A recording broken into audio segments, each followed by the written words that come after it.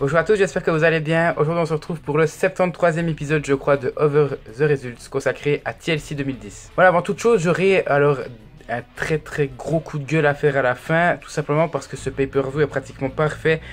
Il y a seulement une fausse note et c'est cette fausse note qui m'énerve parce que c'est une fausse note qui a été rajoutée en cours de pay-per-view et ça baisse la note du pay-per-view et ça m'énerve, mais j'en parlerai à la fin. Premier match, Dolph Ziggler conserve son titre intercontinental en battant Kofi Kingston et Jack Swagger dans un ladder match, dans un très bon ladder match d'ailleurs. C'est un de mes préférés, alors le match est très bien rythmé, il y a vraiment pas grand chose à dire, les trois sortent une prestation assez dingue, les trois sont très bons, il n'y a rien à dire.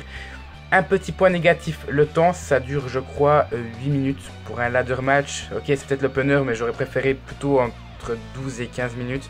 Ça aurait eu plus de gueule que d'avoir un ladder match de 8 minutes, surtout que le match était très bon, donc j'avais pas envie qu'il se termine. Et puis on a le meilleur finish du monde, où on voit Jack Swagger et Kofi Kingston, qui sont tout en haut de l'échelle, qui se battent avec la ceinture et qui la font tomber. Et on a Dolph Ziggler en bas de l'échelle qui regarde la ceinture et qui se rue dessus comme un mort de faim qui n'avait plus jamais vu de nourriture depuis plus de 2 semaines. Non, vraiment, et forcément, il conserve le titre comme ça et c'est une première. C'est la seule fois qu'on a vu ça dans l'histoire de la WWE et je trouve ça tellement innovateur. Et puis, je m'en souvenais très clairement, je me souviens plus dans quel pay-per-view c'était, mais c'était une très bonne idée de faire ça. Et pour toutes ces raisons, c'est pour ça que je pousse cette note à 9 sur 10, parce qu'on a un très bon ladder match, uniquement le temps qui fait défaut. Deuxième match, Natalya et Beth Phoenix battent les Laycool, donc Layla et Michelle McCool, dans le premier Tornado Tag Team Tables Match, donc le premier Tables Match de femmes, qui est très bon à mon sens, et qui est bien meilleur que le tout premier Hell in a Cell match féminin. Voilà, encore une fois, un petit pic pour ce match-là. Non, mais vraiment, c'est vrai qu'il y a pratiquement autant de botches que dans le Hell in a Cell qui s'est déroulé l'année passée, féminin, le tout premier. Donc il y a beaucoup de botches, il y a beaucoup de moments de flottement. Mais le match est plutôt pas mal, surtout pour l'époque, en sachant qu'il dure 9 minutes. Ça aurait pu lancer un peu la révolution avant l'heure, parce que un tables match en 2010, avec une rivalité de femmes qui est pas transcendant, hein, les rivalités féminines à l'époque. Donc c'est très bon. Et puis on a... faut le dire, on a du selling qui est très bon, les 4 femmes sont très douées, elles enchaînent très bien, le rythme est correct pour des femmes sans vouloir faire mon sexiste, vraiment c'est très bon et moi j'ai apprécié ça. Juste Natalya qui fait un peu trop le boulot parce que Beth Phoenix est souvent la cible des Laycool, mais après tout ça fait partie du selling aussi et c'est très bon et moi j'ai vraiment aimé ce match là. Troisième match, et on arrive au seul match qui a été ajouté sur la carte, qui n'était pas annoncé avant, et encore une fois, pourquoi ajouter des matchs lorsqu'on a déjà une carte solide? Ce match-là est dégueulasse, c'est Kozlov et Marella qui ont battu la Nexus par disqualification pour conserver leur titre par équipe dans un match juste horrible. Alors, le rythme est juste affreux, on a la plupart du temps Kozlov et Marella qui dominent, donc c'est eux qui on va dire, qui domine, qui donne le rythme et c'est juste horrible. Et quand il y a la Nexus qui parvient à dominer, le rythme se rehausse un petit peu, mais c'est très bof. Et puis on a un finish par disqualification, on a Michael McGillicuddy, donc la Nexus c'était Justin Gabriel et Heath Slater, avec à l'extérieur on avait Husky Harris et Michael McGillicuddy. Et puis ce dernier intervient dans le dos de l'arbitre et qui n'est pas discret, l'arbitre le voit et sonne la disqualification.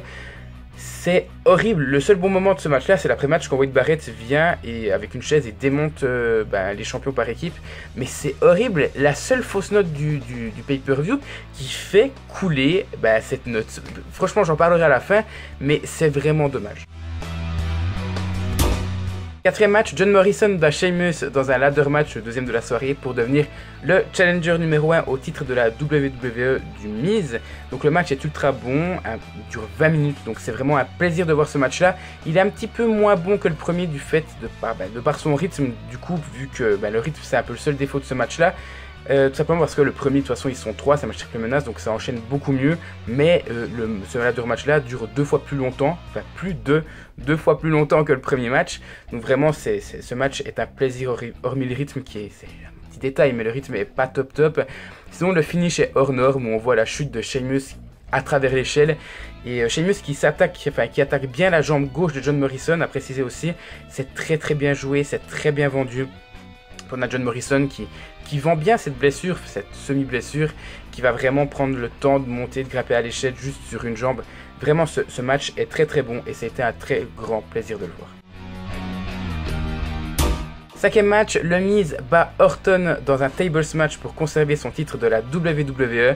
Donc vraiment c'est un très bon match de table. En règle générale je suis pas trop emballé par les tables match, du fait que souvent le rythme est pas très bon, mais là pour une fois on a les interventions de Alex Riley qui donnent du rythme. Alex Riley, j'étais pas très fan du fait qu'il intervenait tout le temps, un peu comme la J&J Security avec Seth Rollins ou les LGs ou la Familia avec Edge. Enfin, il y a souvent eu des interventions qui sont un petit peu chiantes et un peu redondantes. Là c'est très bon parce que ça donne du rythme au match, donc c'est très bon. Et puis on peut tout de même quand même préciser que le finish est brillant, où on voit Randy Orton porter un RKO à Alex Riley et puis lui porter une powerbomb à travers la table, et puis on a le Miz qui arrive derrière et qui porte un Skull Crushing Finale sur Orton, donc sur le ring. L'arbitre, je ne vais pas préciser, mais il était inconscient à l'extérieur du ring. Qu'est-ce que va faire le Miz? Il va sortir Alex Riley du ring et il va mettre Orton à la place d'Alex Riley. L'arbitre va regarder ça, il va dire: oh bah finalement le Miz a fait passer Orton à travers la table, on arrête le match, le Miz conserve son titre. Et finalement non, parce que l'arbitre va voir à l'écran qu'il était forcément une ruse du Miz, comme je vous l'ai expliqué. Il va recommencer le match et pratiquement 30 secondes après, le Miz, Orton va s'attaquer au Miz, va le mettre sur le ring, et Orton, en voulant remonter sur le ring, se fait bousculer par Alex Riley. Le Miz avait poussé Alex Riley sur Orton et Orton va tomber sur une table à l'extérieur du ring. Je vous conseille ce match là parce qu'il est vraiment très bon, et franchement pour un tables match c'est du génie je trouve, et ça vaut pas 10 sur 10, tout juste pas pour moi. À cause du temps qui est un petit peu court, 13 minutes, je pense qu'avec 3 minutes de plus j'aurais pu mettre un 10 sur 10. Je suis vraiment bien emballé et encore une fois c'est un très bon match pour ce pay-per-view là. 6e match, Edge devient le nouveau champion du monde poids lourd en battant Kane, Alberto Del Rio et Rey Mysterio dans un très bon TLC match. Vraiment c'est une grosse performance des 4 superstars qui ont vraiment tout donné. Et puis on a beaucoup de spots impressionnants, notamment Del Rio qui tombe du haut de l'échelle sur une table, ou Edge qui saute sur Kane à travers une table à l'extérieur du ring. Vraiment c'est magique. J'hésitais à mettre le 10 sur 10, finalement tout juste pas. Je pense qu'il me manquait encore un tout petit truc. Et puis j'aurais pu mettre le 10, mais 9,5 c'est très bon. Et je suis encore une fois très satisfait de voir des matchs de cette qualité là. Et enfin, dernier match, John Cena bat Wade Barrett dans un chair match. Alors les chair match sont en règle générale, je vous l'ai déjà dit, pas super bons. On en avait eu un entre Corbin et Ziggler, je crois, en fin d'année passée. Si je me souviens bien, c'était entre les deux que j'avais trouvé très bon également. Et celui-ci, encore une fois, est très bon pour moi. Je pense que c'est peut-être les deux seuls chair match que j'ai vraiment bien aimé. Et puis bon, après c'est Barrett-Cena, il y a une réelle intensité entre ces deux catcheurs, le public est en feu, vraiment ils soutiennent pratiquement tous John Cena. Puis encore une fois, seul défaut c'est le rythme, ça sera le seul petit défaut je pense de ce pay-per-view là, hormis le 3e match. Et j'ai marqué, Barrett doit aller chercher des chaises et prend son temps, donc c'est juste ça qui fait que le rythme est un petit peu en chute libre, si je peux dire ça comme ça. C'est le moment où Wade Barrett va chercher les chaises parce qu'il prend vraiment beaucoup son temps. Et j'ai marqué le finish du match qui voit John Cena porter un attitude adjustment sur Wade Barrett sur des chaises, et l'après-match où on voit John Cena qui bloque Wade Barrett et qui fait tomber toute la structure de chaises qu'il y avait dans le décor, vraiment sur la rampe d'accès au ring. C'est magique vraiment, et encore une fois 9,5 sur 10, mais j'aurais pu mettre 10. C'est un pay-per-view quasi parfait. Et en parlant du pay-per-view, la note finale se lève à 8,43 sur 10, ce qui en fait le 6e meilleur sur 73. Donc encore une fois c'est un très bon pay-per-view, mais mon gros problème pour moi c'est le 3e match. Enlever ce match là et on arrivait à la note de 9,08, ce qui en aurait fait le pay-per-view numéro 1, égalité avec WrestleMania 30. Et c'est dommage, pourquoi rajouter des matchs? Parce qu'il manque peut-être un petit peu de temps, mais enlever ce match là et rajouter quelques minutes à plusieurs matchs, notamment le Miz contre Orton, notamment le tout premier match qui aurait bien mérité 10 minutes de plus, et le temps aurait été rattrapé. Donc c'est vraiment dommage, on aurait pu vraiment se retrouver avec un 9,08 pour TLC 2010. C'est juste impressionnant, je m'en doutais pas du tout. J'avais souvenir d'un bon pay-per-view, mais pas à ce point. C'est vraiment, c'est du génie. Ce pay-per-view est du génie. Vous enlevez le 3e match et c'est du génie, du jamais vu. Vraiment, je vous remercie de m'avoir conseillé ce pay-per-view là. Dans tous les cas, n'hésitez pas à me mettre ce que vous en pensez dans les commentaires, à liker la vidéo si vous avez aimé TLC 2010 et dislikez-la si vous ne l'avez pas aimé.